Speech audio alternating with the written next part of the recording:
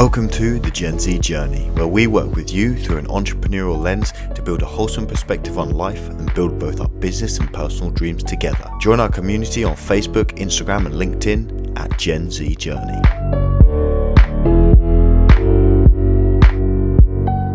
Hello and welcome to another Gen Z Journey podcast. You're joined today by myself and Aaron hosting, and you're joined by the wonderful co-founders at ARTST. You're joined by Jonty and Archie, and we'll introduce them in a short minute. Like I always say at the start of these podcasts, we really want you to get to know the guests really intimately, know their story of individuals as well as their kind of business journey. And there's no short of stories today that we can jump into with these guys, which is awesome. But without further ado, I think I'd like you to just to take it away, give a little introduction of yourself, and then we'll jump into this podcast. So, Jonty, why don't you take it away? Sure thing. So my name's Jonty. Jonty Harrison. I'm originally from the UK. I grew up in Oxfordshire, and I kind of known Archie for 7 or 8 years now. We've known each other from middle school and high school. I'm big into my music. Music is where it's always been the key and my biggest passion since I was probably 8-9 years old.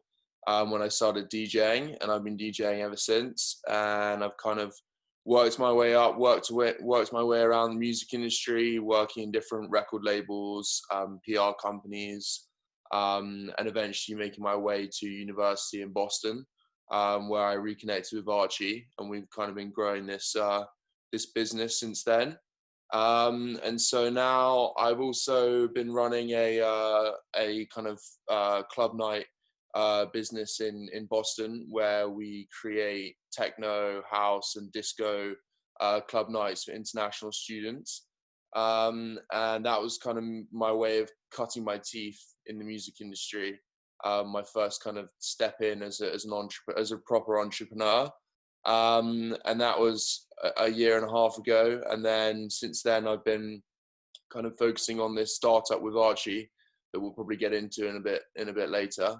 But yeah, I think that probably sums me up pretty nicely. Archie, if you wanna kick things off. Yeah, no. So I'm Archie. I'm 21. I've just I've done my second year at Northeastern in Boston. As Jonty mentioned previous to that, him and I are at high school together. So we've known each other since we were 13 or so. And I wouldn't say I've had as die-hard a music interest as Jonty always. You know, he's always been the go-to DJ guy and that sort of thing. But I was fortunate enough to be able to do my first ever internship at the Ministry of Sound when I was 14, during the same week where Apple launched Apple Music. So just a complete crazy time in the industry. I was really fortunate to be front and center at a leading record label in the UK. And since then I've sort of danced around media and music and TV, but more from an investment side. So I've been fortunate to work from in sort of most levels of fundraising, from accelerator to private equity. Obviously internships, we're 21, it's not full-time jobs, but nevertheless great experience. And I guess the most recent experience that I had, which then led to my love of music and the music industry, was the final bit I did before university out in LA, where I worked at a record label for a month or so, called Glassnote Records, which at the time was one of the largest independent record labels left. And then for the other part at a place called Cutting Edge Group, which does music licensing for film and TV. And since then, been at university with Jonty, and starting to take this whole concept, more seriously, and to the point where we're now full-time committed and trying to take it off the ground. Yeah, absolutely. And these guys have got a super exciting story and startup story, which I can't wait to get to. But let's definitely just dig into kind of your guys' background and stuff before that. But the starting question we always ask people is their definition of entrepreneurship, and you guys have definitely been on that journey now for a little bit. So what does kind of entrepreneurship mean to both of you? So I think that, I don't know if I'd call it the definition, but it's my own kind of like understanding or perspective on entrepreneurship would be making money through something that you love. And I think that's been my perspective, and my mission is it's always, as I said, it's always been music. So it's really just about making money, and generating money, and doing it through something that you love. But yeah, I don't know if Archie wants to touch on that a little bit more. Yeah. Yeah, mine's probably slightly different. I think I see entrepreneurship as being innovative and having an ability to solve problems. You don't necessarily need to start a company to be entrepreneurial. I think that people can be entrepreneurial just in day-to-day life, in everyday activities that you do. I think it's just more of a way that you act, and an ability to have more of a creative mind, and just think of ways to solve problems, whether that be starting a new company or figuring out how to do something in an existing company. So I don't think it's very niche. I think it can be applied to lots of different things. And I completely agree with you. And I know Rio agrees with you too. That's why we emphasize so much at the Gen Z journey, the entrepreneurial lifestyle, because it's not always about creating a business. There's, like you said, it's more about being innovative and creating a resource, or creating something that can improve a current system or a current way of doing things. And I believe that from that entrepreneurial lifestyle and the thought process, and just that mindset in general, comes money, which is what Jonty's talking about. And I think that money will naturally flow as you just start to really embrace the idea of being that innovative, creative person. Yeah, I don't think money should, I don't think money is the ultimate sort of like golden ticket at the end of the whole journey. You can be extremely entrepreneurial in non-profit organizations, and do amazing charitable things with an entrepreneurial mindset. But if we're talking in a sort of like market oriented, more capitalist focused sense, then of course I think that's applicable. Yeah. Cool fact. Did you know that IKEA is classified as a non-profit organization? I think there are probably more companies than we think that classify themselves as non-profits. Uber could probably classify itself as a non-profit, huh? Yeah, you're not wrong. It's crazy.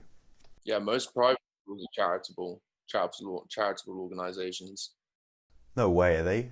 I mean, look at places like universities like Harvard and Northeastern. They're all non-profits. That's crazy. That's crazy to me.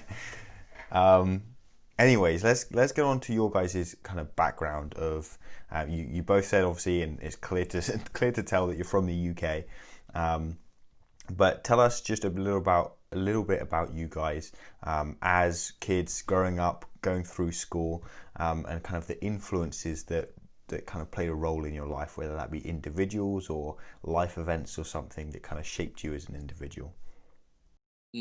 Yeah, I think, like I said, and I'm probably going to talk about it a lot throughout this entire podcast, but I think that, yeah, I think I've taken a lot of kind of inspiration and influence from the music industry, and certain people along the way as I kind of grew older and my tastes developed.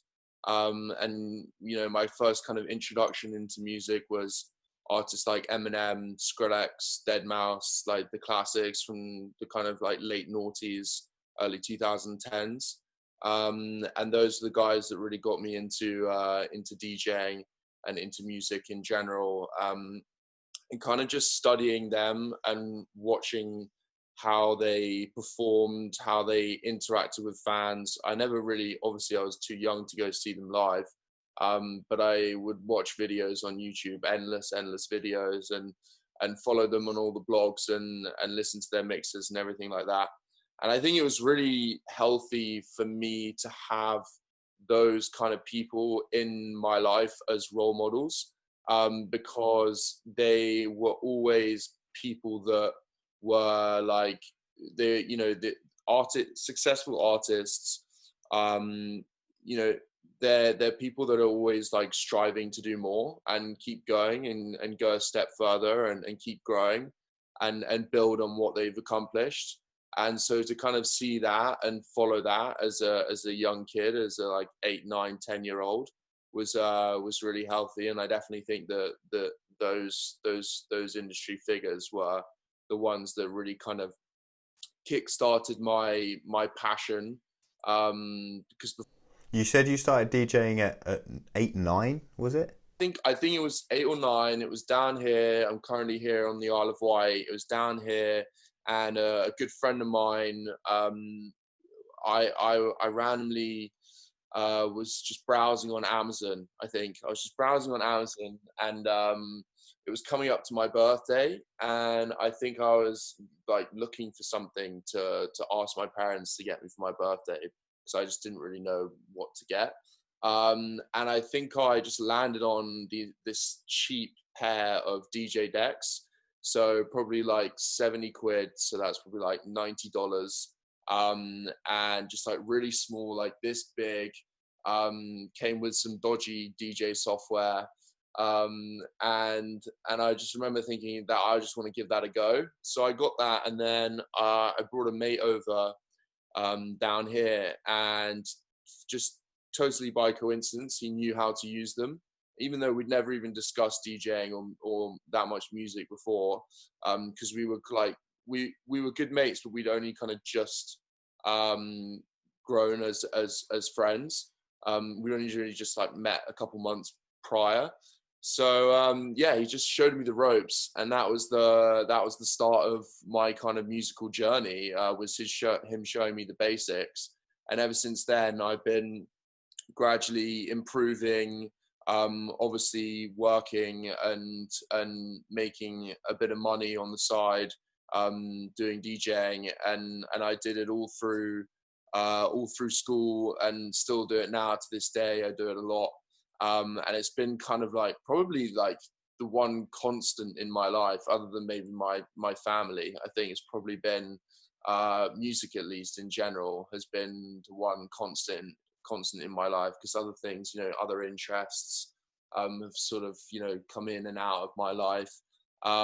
So yeah, I definitely think that it was music from an early age that really sort of kick-started my mindset and my drive and my passion and my kind of my energy, I guess, and my interest in kind of just growing and being a successful person, whatever success may be. I'm not even sure what I can classify success as, but just striving for that. And I think that yeah, it was those sort of early musical legends that is where it all started for me. Yeah, definitely. That's awesome. That's awesome. And you got to tell us, what's the best night you've ever DJ'd? Just describe the night. Okay. I think. Or is there just so many? There's every night with you is just a good night, maybe. I actually think that it's tough. It's tough, but I actually think it could have been with Archie, because I always remember this one night in Boston, and I think I'm like, what, it must be a year and a quarter through my time in Boston, so I'm already relatively like well established as a DJ in the kind of international student scene there, the student scene in general. And we would always have these Friday night after school flat parties at Archie's flat. And it would literally be like 5 o'clock. I'd finish class, I'd hop in an Uber, go straight to his apartment and start DJing. And for the first like 2 hours, nobody was there. But Archie had an absolutely incredible apartment in Boston with an unbelievable view. So for me, it was just like, I just want to come play, drink, party with my mates. And it was, so bearing in mind, we do this kind of like, we did this every week for like a solid 2 or 3 months, every Friday night. So it became this thing, and it became like almost like a cult following. And that cult following, we didn't really start that cult following, to be fair. Like this story goes a long way back. Before I even made it to Boston, before me and Archie made it to Boston, there were a group of international students who were running like techno deep house parties before we even got there. But we kind of like took that kind of cult and brought them to this new apartment. And yeah, so this was probably the 4th or 5th time we were doing this. So everyone knows it's going to happen. It's all that kind of like climactic like build up. People are going to arrive, but it's still absolutely empty. But it's going to be worth it in the end. Anyway, so the night progresses, and the entire apartment ends up being absolutely rammed. And there's this one song that is like, it's basically the theme tune for Boston, I guess you could say. It's kind of lame, but it's like so good at the same time, because whenever you play this tune, like everyone loses their shit. And the tune is it's What to Do by Guy Gerber, but it's the And Me remix, and it's quite a popular song. It's quite a well-known song in the kind of like techno deep house scene. And it was kind of like, I think it was probably 9 p.m. because it was like a day party, so you'd go out at like 10, 11 p.m. after we'd already had the flat party. And it was getting like near to like the end of the climax of the night, and I played it, and it was the most ridiculously absurd crowd reaction I've ever seen. And there was a guy, I can't remember his name, and he'll probably shoot me next time I see him. But there was a guy who would always come to these parties and gas me up, and he was hyping up the crowd because he absolutely loves this song. And there's videos of it still circulating to this day. There's videos going around, and he's just hyping up the crowd, and it just turns into like 100 people in this apartment with like the Boston skyline behind you out the window, and everyone is like screaming, like chanting basically, and you just got like everyone's hands in the air, and it ended up being by far the best night I've had in Boston, for sure. It was incredible, and Archie is definitely the co-facilitator as much as I am responsible for it. Yeah, I just bought the people and the drinks. The music. Yeah, so if you weren't there, I would have been doing it on my own. It was a strict, we knew that by 10 p.m. every single party, the police would show up. So we knew we had a window of time before we had to have fun. So yeah. That's awesome. Look at that. The perfect duo even before they started a business, man. I love that. Awesome. And so, Archie, tell us a little bit about you and kind of who the big influences have been in your life as you've been growing up. Yeah, I think I've had a very fortunate upbringing. I think both Jonty and I have. We've had very loving parents who have sent us to great schools, and we've had the opportunity to go and do things which have put us on a great platform. My dad is probably quite a big influence in my life. He's an entrepreneur himself. He does sort of M&A for consumer companies, media companies, music companies. So he's very involved in that space. So from an early age, I've always had that kind of environment growing up, where he's constantly on the phone doing deals and you know, buying and selling companies in music and in media and in tech. So the general understanding and the flow of how that works has kind of been ingrained in me for a while, I think. And off the back of that, you know, I've been able to meet incredible people who are his friends, who have also been huge inspirations. I think a big tipping point for me was when I went and did that first internship at Ministry of Sound, because it was that week where Apple was suddenly launching this revolutionary piece of their whole ecosystem and getting rid of iTunes. And it was this huge thing. And looking back on it, I obviously, the intricacies of the deal and how they merged with Beats and how it all formed, I was completely naive to that at the time. But I just loved sitting in the office of a record label and hearing these people talk about fun and upcoming artists and talking about their promotional strategies. I think fast forward, I went out to LA. I think that was a big tipping point for me when I did my end of high school exams. And I wasn't supposed to have a gap year. I wasn't supposed to go to the US. And I look back on it now, very fortunately, I didn't get the grades that I was supposed to go to university in London. And I was going to study, I think I was going to study like information systems or something.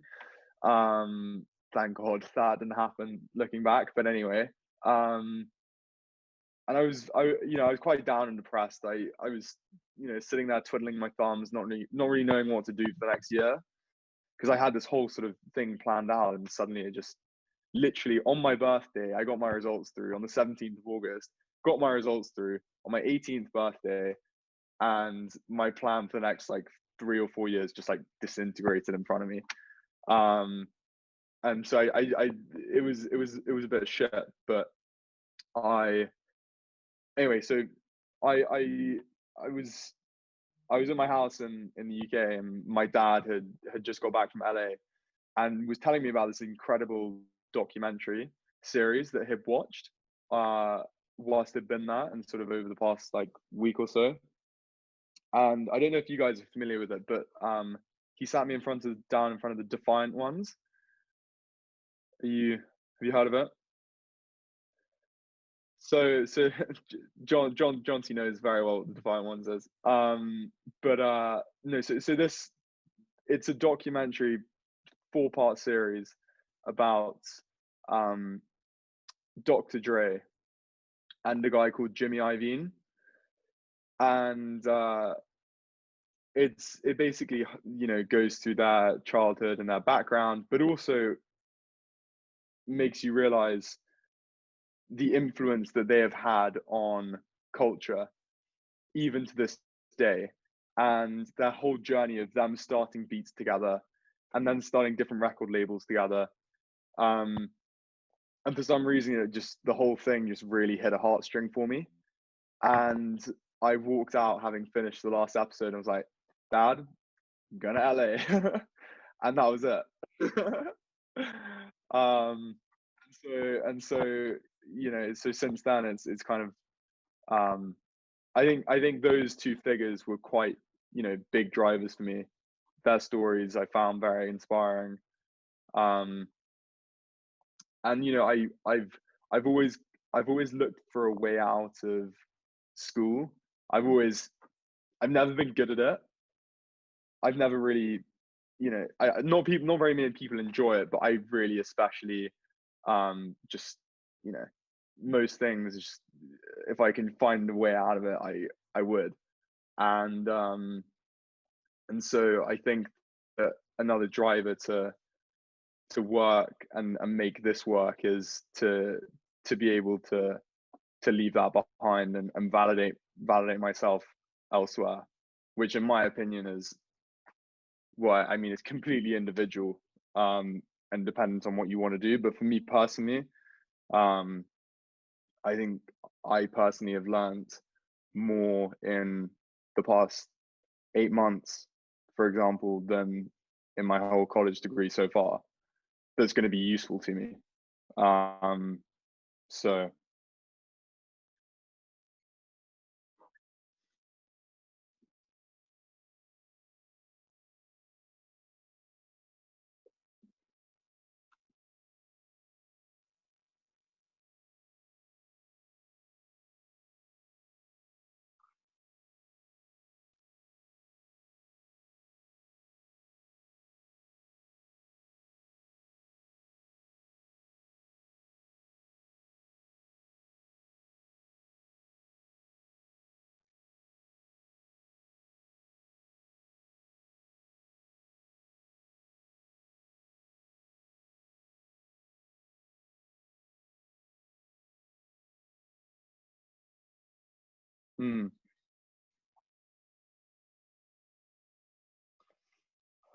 yeah.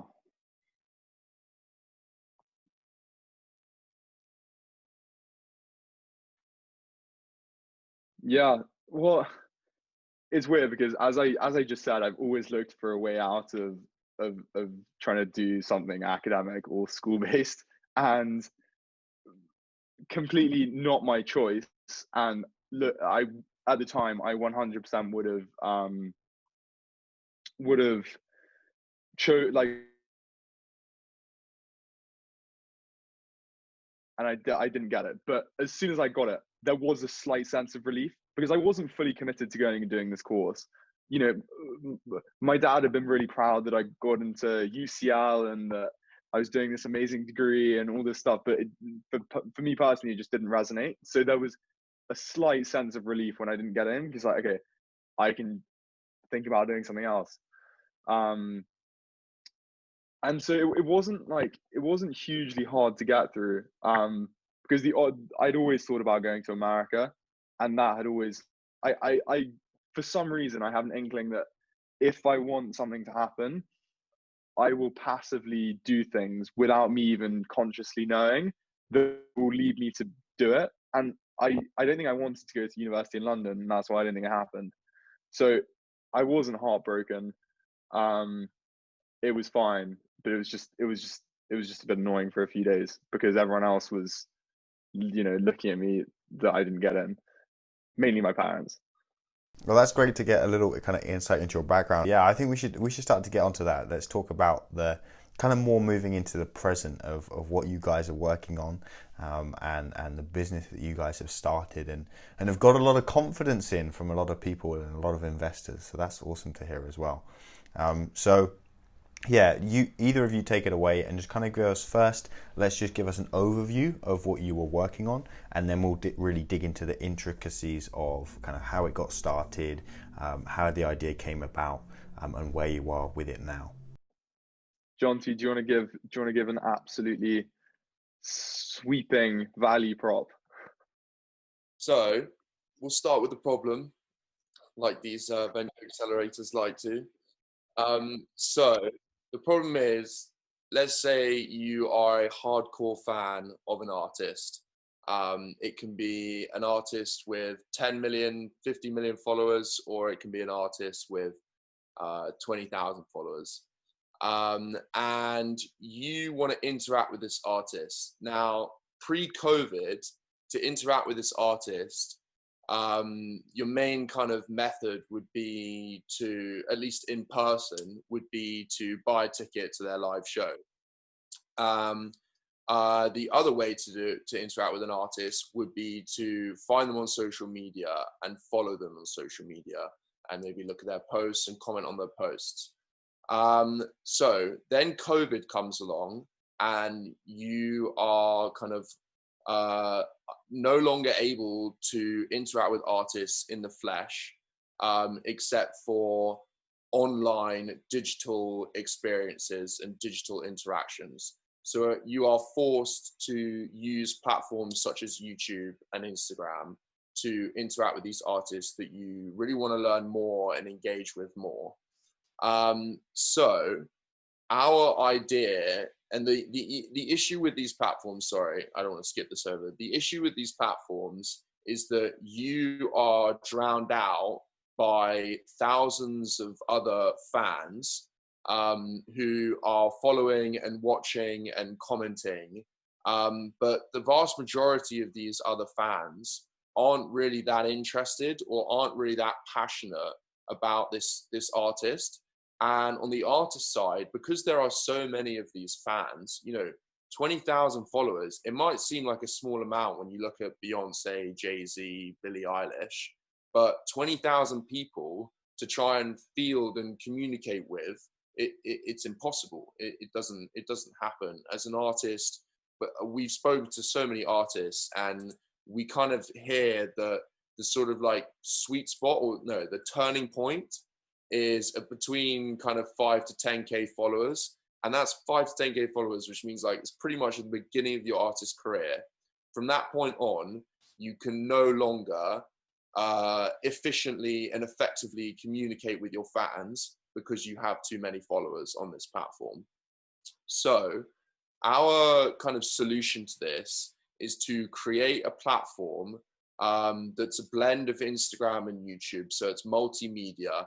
So you get videos, live streams, playlists, podcasts, and posts like announcements. And you subscribe to each artist individually instead of subscribing to Spotify as like a platform-wide subscription. So this isn't for, following every artist that you might have some kind of interest in. This is for the top 2 or 3 artists that you have a burning passion and desire to learn more and interact with. So you would subscribe on a monthly basis.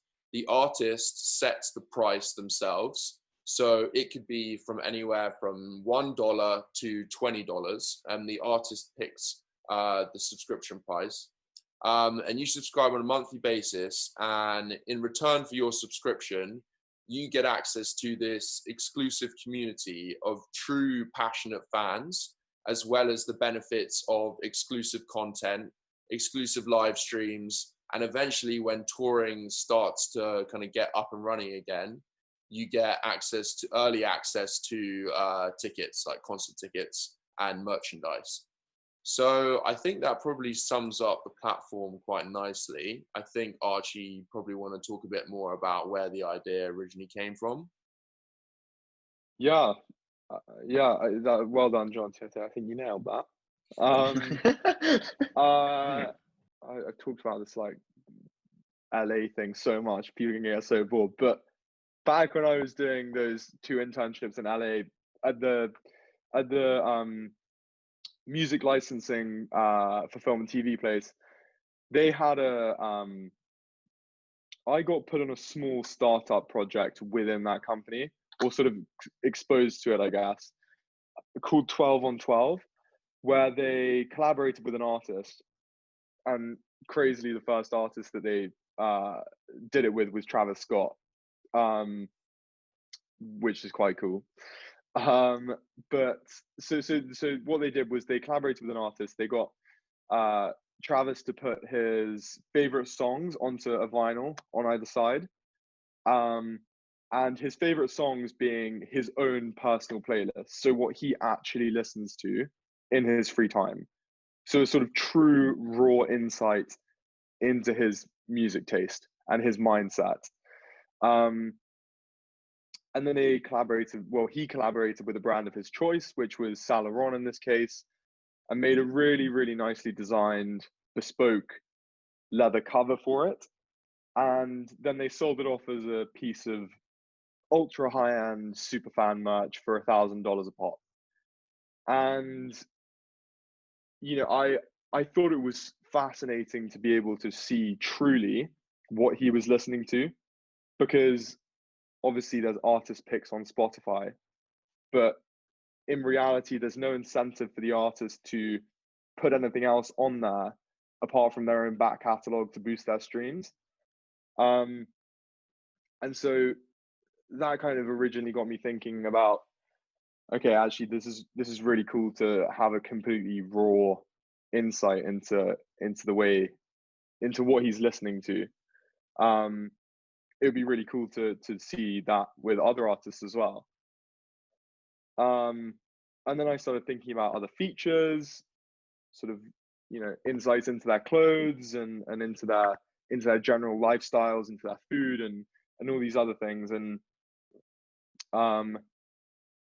went and got chatting to Jonty when we both started university. And I was like, listen, I have this idea. It's literally nothing right now, but do you wanna have some fun with it and see what we can do? So I mean, you know, between all the class time that we had and all the social engagements that we had as a college freshman does, we didn't do as much as we should have. And we kind of got to this place where we were planning to curate all of the content ourselves on this platform, not behind the paywall. So literally, we were just gonna go through, see what artists were wearing, what they were listening to. Looking back on it, it seems like so crazy that we even thought that was a good idea. But we were going to create it all ourselves, and I think that our revenue model was we were going to take because if you can partner with like Selfridges and Amazon and all these things. So if you sell something through your website, you make like I think it's like 12% commission. So that was our original model, and then we brought on board our third co-founder Ben, who sadly couldn't join today, but yeah, we brought on someone finally who talked some sense into this and place where we are now. So that was the kind of evolution of the idea, I guess. That's awesome. I think it's kind of funny because the first thing that popped to my mind when you mentioned what your guys' idea is, Jonty, was Twitch. I don't know if you ever, you guys have to know what Twitch TV is, but what came to mind was it's like Twitch TV, but for artists rather than like gamers or like, yeah, pretty much gamers. And so I think it's cool because people love Twitch TV for the sole fact that they get to really connect on a more individual basis with their the gamers, and in that same sense, you're doing that with artists where they're going to be able to connect on a deeper level and on a more personal level. No, I was saying you were talking about Twitch. You were talking about Twitch for gamers, but there's also like OnlyFans for porn stars, right? Yeah, so yeah. We've had that comparison as well. The thing I really like get excited about as well is like you're very right, Jonty, when you're talking about like those super fans. That's going to just be like their eyes are just going to go, whoa, yeah, this is what it's all about. But also just I feel like our generation like that a lot more as well. That are coming through. Like I like to connect with people on a personal basis and like have really like close relationships with people, where that's just catching up with them or seeing how their business is doing or whatever, you know. You just like to have a good personal connection, and you're starting to see this with a couple of YouTubers as well. I know I watch like Pearson Fode, for example. I know Logan Paul is doing this as well, but they like the Maverick Club and just creating those like curating those really intimate experiences for people, which they have to, there's an incentive for them because it's like that exclusive content, but they have to like give a bit more of either their time and their money to be part of it, and so we're starting to see this deeper connection with people, which is really, really cool. And that's why for me it excites me of like, yeah, I want to know the real artists that I'm really following. I want to know them more, and so having a platform like your guys where I can do that, a genius. I love it, you know. That's going to be so that's why I like it. We came up with an analogy in a meeting the other day, like completely off the cuff, which we quite liked, which was sort of existing platforms like social media and YouTube are kind of like if you're at a party, it's the main room. It's where everyone's talking, there's loud noise, it's tight, everything's going on. And actually, I think that people are now looking to go outside to the smoking area to have a proper conversation. and so that we came up with that on the spot. We're very proud of it. But I think it's a good comparison. I like that. Yeah. And then you can go even further in depth. Like, okay, so once they've gone to the smoking room, where are they going next? Are they taking the person home, or like what's? My. None of that. We'll save that for only now. Yeah. We're PG-13 here, bro. What are you talking about? Yeah. What you just said is a good point, because what you were saying about Twitch, how it kind of facilitated these intimate interactions between gamers and their fans. So we can kind of consider ours as the next step, the step above. So, you know, these platforms like Twitch, YouTube, Instagram, we call them discovery platforms, because you're not really there to interact with the artist. You're there to kind of find the artist for what's good about them, whether it's their music or their personality or their brand or their content. And you find them because of that. But once you found them, like Archie said, you're in this room, this loud room with all these voices, all trying to talk to this one person. And it's not an enjoyable experience. So we're basically creating a filter where the fans that really want to interact and are willing to pay to be able to interact and learn more. And I think a big part of it is also like education. You know, you can't just think like, oh, I just want to learn everything about this person's daily routine. Like the best example is a lot of up and coming artists. A lot of their fans are artists as well. They're also like up and coming artists. You know, they want to learn about how they write songs, how they write music, how they perform. I think when we speak to artists, most of the questions they get is, how do you write a song? Like, how did you learn? Like, how did you play guitar? Where did this all come from? And so I think a lot of it is about learning and not necessarily so much about just knowing. So yeah, we're trying to create that filter where you end up in a much more relaxed, intimate environment where you can interact with your also like-minded fans and also interact with the artists themselves. Yeah, you know, I actually saw is it deadmau5, the artist, right? You know him? So I saw a course that he sold the other day, and it was like it was, and I was reading up on that, and because it was exactly that, it was him just being him, like talking to the camera of like, no, this is how I'm doing it. Like you got live screen like recordings of what he was doing and him talking about it, and like it sold. Obviously, he's a big artist as well. But it sold like crazy because people just got to see the artist working on their work, and it's like that, like you said, that intimate experience is just crazy. And I mean, that's just one course. So you guys creating a whole platform around this is just like, yeah, love that, you know. But I think we've spoken a lot about the concept and the idea of what's going on. But like, where are you guys at on that journey with the business? You know, what stage you're at? Have you gone through? Have you got funding? Like, tell us that whole journey.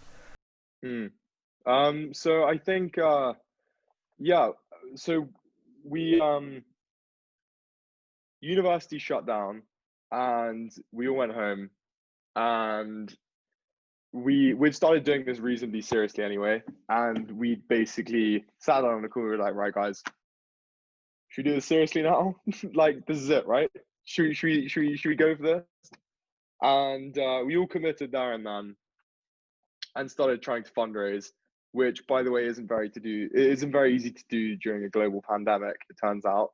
But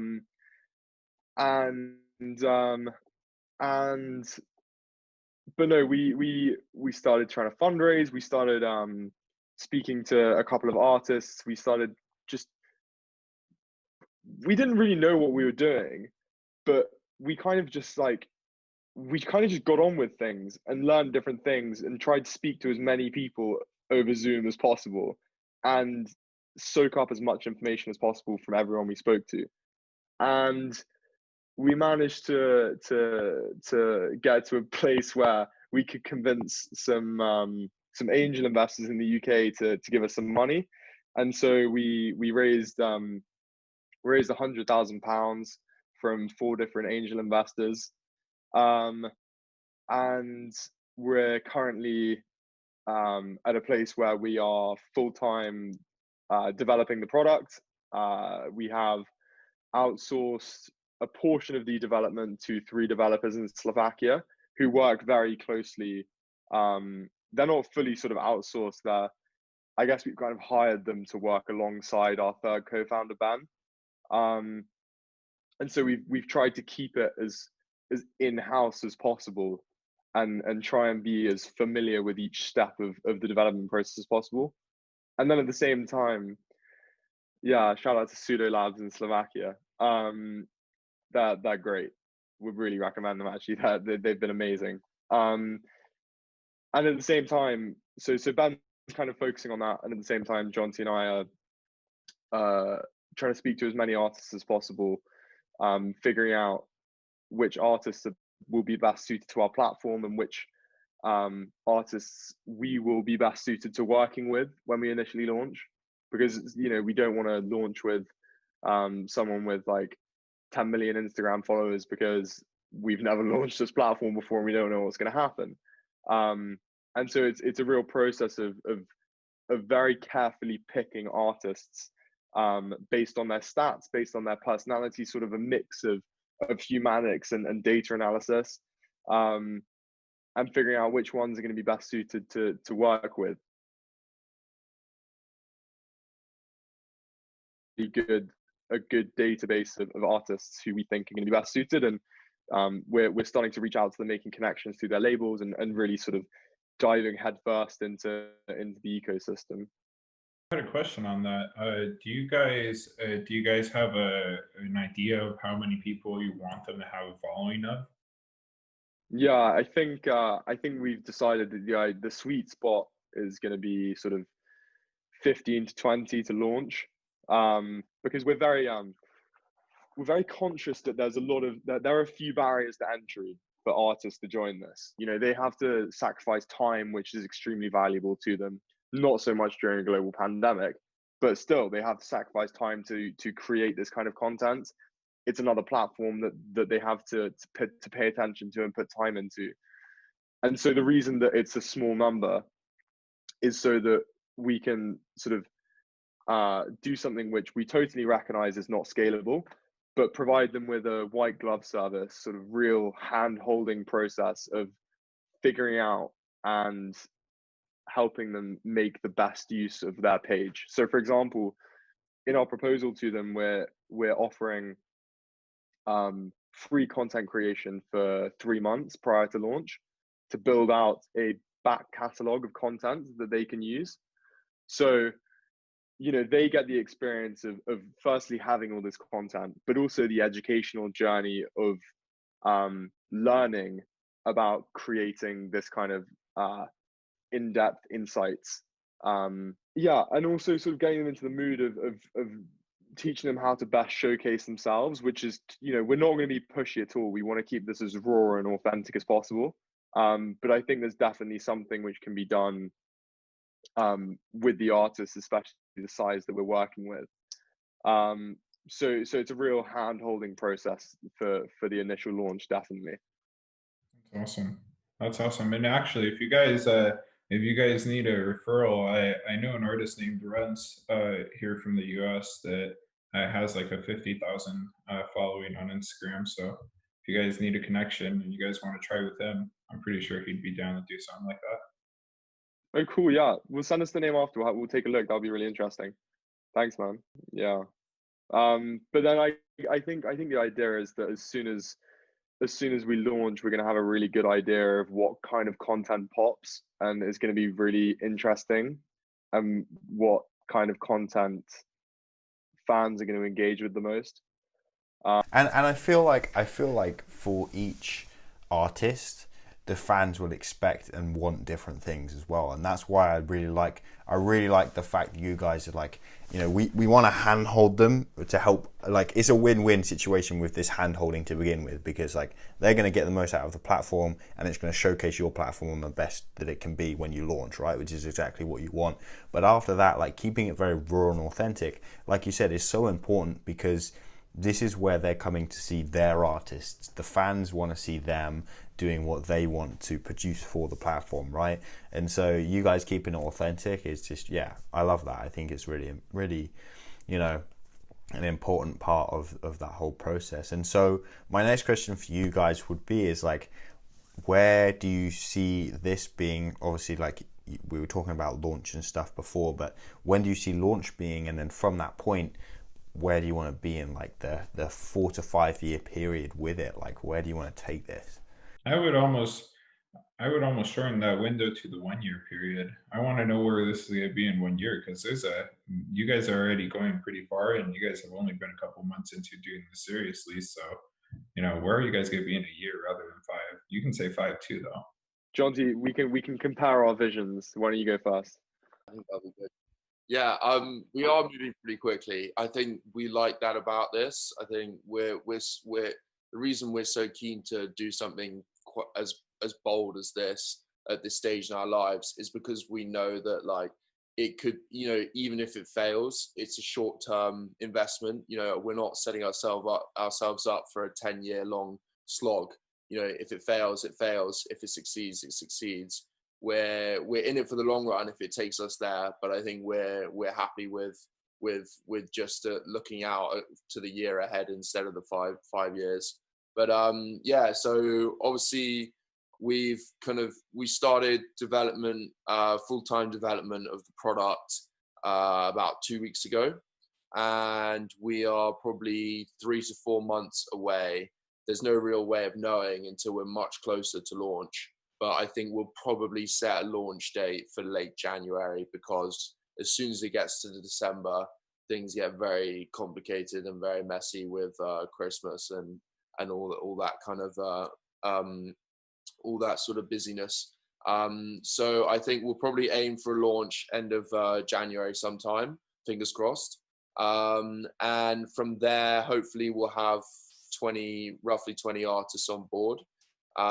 So from there, we'll kind of be looking after those artists for the first kind of 1 to 3 months, continuing our kind of white glove service with those artists. But at the same time, looking at, you know, the conversion rates from their follower, their fan base, to, you know, subscriber base. And hopefully, fingers crossed, taking those results and those case studies to other artists, and obviously artists that are going to be slightly larger in terms of fan base on other platforms. And I think we'll gradually ramp it up and hopefully try to onboard. I think our target is 3 artists per month or 4 artists per month. Which means in a year's time, it will hopefully be around kind of 50 artists, I think, or at least around that, I think, is probably our target. And, you know, like Archie said, this isn't us kind of just like putting a platform out there and going, here you go, a bunch of artists can just hop on. You know, we are very much in tune with, or we care a lot about our image and the brands that we're trying to cultivate. And I think that every artist that is on our platform represents us in a huge way, not like on a massive platform like Instagram and YouTube, you know, where there's literally millions of creators. You know, with us, if we're starting small, it means each individual artist is representing our brand. So it won't be a case of here are 20, you know, top pick artists and then anyone else can join. It will be a case of we'll be accepting, you know, requests and submissions and applications, but it will remain invite only, because we need to ensure that every artist that comes on our platform and every artist that we offer our services and our blood, sweat and tears to, we need to maximize the conversion from fans to subscribers or fans to members. And so it's going to be a very kind of like long and specific process of whittling it down to the artists that we think are going to be the most successful. Which is why we don't expect hundreds and hundreds and thousands of artists by the end of that first year. I mean, I don't know, Archie, if you feel any different, but I think maybe we should touch on our even longer term vision for the artist brand as well, if you want to go into that. And, before you go into that, Archie, I really want to highlight the fact that at Jonty, you talk about how you want to be very intimate with the artists that you bring on board, and in that same way, those artists are going to be intimate with their fan and their fan base that comes on. So it's like that intimacy you see as a big part of your model. It's not only intimacy between the fans and the artist, but also yourself and the artist, so you can maintain that sense of personalization and individuality, and that's something that not every business really takes into account. Yeah, no, totally agree. And we really enjoy it as well. It means more for us when we have that personal connection with the artist, and we can see the hard work that goes in, and really like get to understand.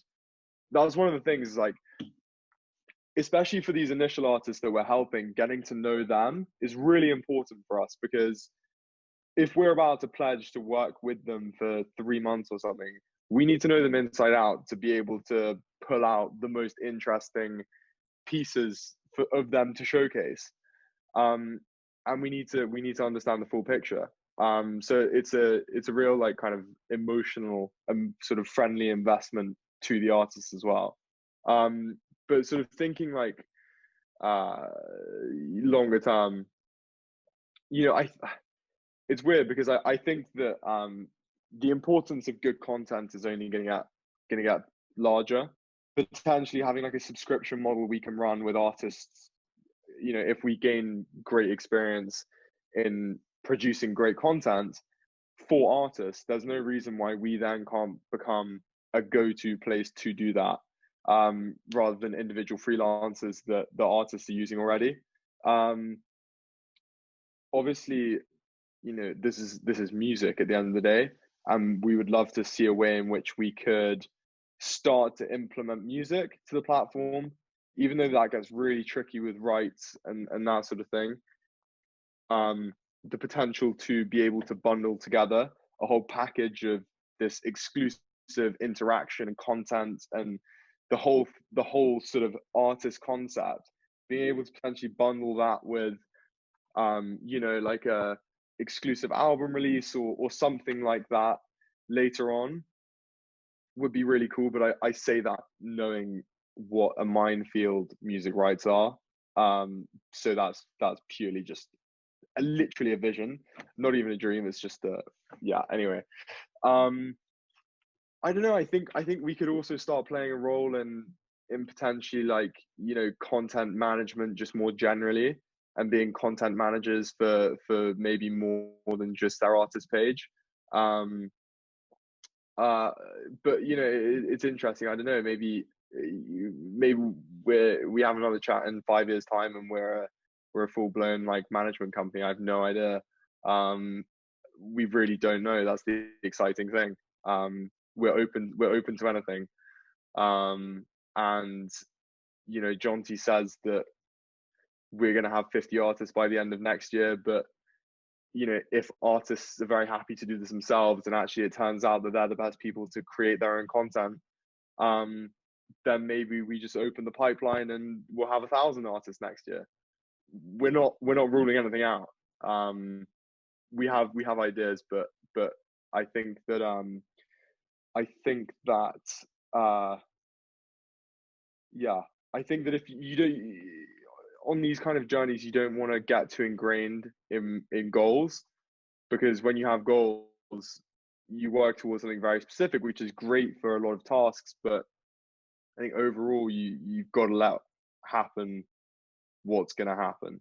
You got to be open-minded to everything. I completely agree. And you're not the first entrepreneur to come on this podcast and say that. And it's a very specific mindset of coming in and saying, I have no clue what I'm doing. You mentioned that multiple times. You both did. And, you guys have no clue what you're doing, but you're going for it. You have a vision, you have a mission, and you're just going for it. And you don't really you don't cast out certain things, because everything's a possibility, and that's an important mindset to have, and it's what will ultimately make you guys successful. As long as you can pick a path, take it, and then if it doesn't work, you take a new approach, pick a new path, and take it again. That makes you successful, and that's the perfect approach that I think everyone should really take from this podcast, is that highlight and that idea that it's okay to really not know what you're doing and where you specifically see yourself. Because if you think about it, a startup with a 1-year goal, a 5-year goal, yeah, you can make up some BS goal, but what are the chances that you're going to actually hit that exact thing? When you bring a business plan proposal to a bank and you still have no idea what you're doing and you want to borrow money or something for a business, yeah, you can forecast all the numbers that you want and you can pretend that you know what your sales are going to be, but in reality, how are you going to know that until you actually get to work with your consumer base and get to work with the product that you're selling? Yeah, totally. And we had like we did this thing where we read a book each every 2 weeks, and I was a bit late on mine, but the book that I read was one you're probably very familiar with, which is The Lean Startup. I don't know if you're familiar with it or not, but it basically just emphasizes the people who fail the fastest and learn the fastest will be the most successful. It's like there's no such thing as a $1 billion idea. It's a $1 billion execution, because the idea that you start with is never going to be the idea that you finish with. And The idea you start with is free. It costs nothing. You made the idea up. I can say I'm going to create a better platform than Amazon. It's an idea, but how am I going to do that? And you just said execution. someone, like someone could have said, like, okay, I'm going to make a store where you can buy everything online. Like you can buy all of it and it'll be delivered in a day. It's like, okay, cool. I mean, that wasn't even Amazon's intention, actually, going with that example. They were a bookstore. Right. Yeah, exactly. And so it's just about being reactive to the journey. Exactly. I love that. That's huge. That's huge. And I think, we're kind of getting to the end of the podcast anyway. And the final question we always finish with people is the one thing they want to leave people with from this podcast, and the final message they want to leave people with today. And I think, Archie, you're kind of getting onto that already, which I love. So what is that, as a question for you two both? What is the one thing you want to leave people with today? That's tough. The one thing I want to leave people with, I mean, the one thing that's kind of been going on in my brain while you've been speaking, Aaron, recently, is how maybe people are kind of concerned with being like kicking off their entrepreneurial journey, and the sort of barriers to actually starting something, and whether or not it's a business or some other kind of change in lifestyle. I mean, I wouldn't say that this strategy that I'm about to describe is something that we use within our kind of business and product development, but I think personally, I've grown very kind of fond, and I'm very engaged with the idea of throwing shit at the wall and seeing what sticks. And I think that it's really important that you are willing to do that, because I may have had this kind of passion for music and this focus within music from an early age, but I've gone from wanting to be a DJ to wanting to be a producer to wanting to be an artist to wanting to work at a record label, and then to wanting to run club night events, and now here I am. And I would have only ended up where I am with Archie and Ben doing this thing, which I 100% could say that this is definitely going to be the thing that I am most successful at in comparison to the other things. But I wouldn't be here if I wasn't able to throw those ideas out and, go for something, whatever it might be at the time. So I just think it's really important that people are willing to make that jump. and even if it doesn't work out, that it's not the end of the world. And that sounds really cliche, but actually, like, you know, it's the same thing with this. Like, as much as I love what I'm doing with ARTST and what I'm doing with Archie and Ben, and I believe in us and I believe in ourselves, at the same time, like, I'm not worried if I fail. I'm not worried if we fail, because, like, okay, I'm in a fortunate position where my livelihood doesn't depend on it, of course. But at the same time, like, I'm not just sitting around and enjoying the livelihood that I've been blessed with. I'm making sure that I'm making the most of this. And if it doesn't work out, then it's on to the next thing. And it's only going to get better and more successful as we keep progressing. I love it. I love it. I think mine's kind of similar. I think it's just like, don't get too attached to things, because, and like, just like, because don't get too attached to things in terms of like end goals, because I think that, like, definitely what's been made clear more recently for me is that, like, the funnest part of it's the journey, and just genuinely experiencing the different things like every day throws at you. And so I think that a lot of people get really worked up in their heads when things don't work out, and we're all guilty of it. Like, I'm guilty of it. People get, you know, it's very easy to get worked up and stressed out about, like, things not working out. But I think I agree with Jonty. Just don't get too attached to things. Be ready to do something else. Be ready to, you know, move on, and just kind of just enjoy each specific thing for what it is, not like a big, you know, end goal. And don't start something because you want to make a lot of money. That's not, because yeah, to put it plainly, yeah, just I think the more removed you can make yourself from caring about getting sort of really, really emotionally attached to things, the better. Absolutely. Well, it's been an absolute pleasure having you guys on. I've really enjoyed talking about kind of the whole startup story that you guys are going through, and kind of your whole past experiences as well. I'm very, very excited to see the launch in kind of late January or whenever it turns out to be.